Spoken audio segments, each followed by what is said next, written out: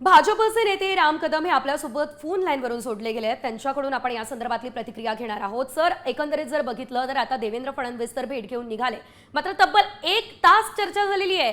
कशा संदर्भात ही चर्चा असू शकते, आपलं नेमकं काय म्हणणं आहे? नाही, आता दोन वेगवेगळ्या पक्षाचे मोठे नेते व्यक्तिगत मैत्रीतून भेटलेत का राजकीय चर्चा करण्यासाठी भेटलेत, हे माननीय स्वतः देवेंद्रजी किंवा माननीय राजसाहेब स्पष्ट करू शकतील. पण महाराष्ट्राची एक सांस्कृतिक फार मोठी ऐतिहासिक परंपरा राहिलेली आहे की जरी करता दोन वेगळे राजकीय पक्ष असले तर व्यक्तिगत मैत्री जपणं ही आपली महाराष्ट्राची परंपरा राहिली आहे.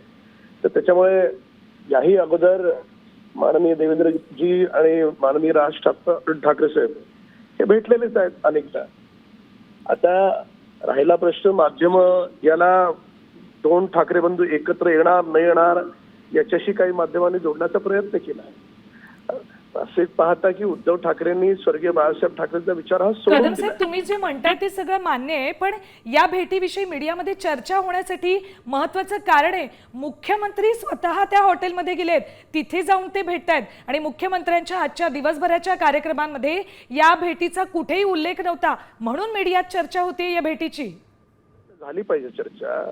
माननीय मुख्यमंत्री देवेंद्र फडणवीस साहेब यांची प्रतिमा महाराष्ट्रात देव माणूस म्हणून आहे आणि आपण त्यांना पाहतो आहोत की सगळ्यांना भेटणारे अतिशय विनम्र, छोट्यांपासून मोठ्यापर्यंत भेटताना हसतमुख आणि सगळ्यांना सोबत घेऊन जाणारा एक लोकनेता अशी त्यांची ओळख आहे. तर त्याच्यामुळे ते स्वतःहून हॉटेलला गेले, इकडे गेले, हा त्यांच्यातला विनम्रतेचा भाव आहे. आणि मूळ मुद्दा या ठिकाणी एक येतो की ठीक आहे, राजसाहेबांचे विचार देखील हिंदुत्वाचेच आहेत, आमच्याही पक्षाचे विचार हिंदुत्वाचेच आहेत. तर त्याच्यामुळे समविचारी पक्षाचे नेते भेटत असतील तर ती चांगलीच गोष्ट आहे.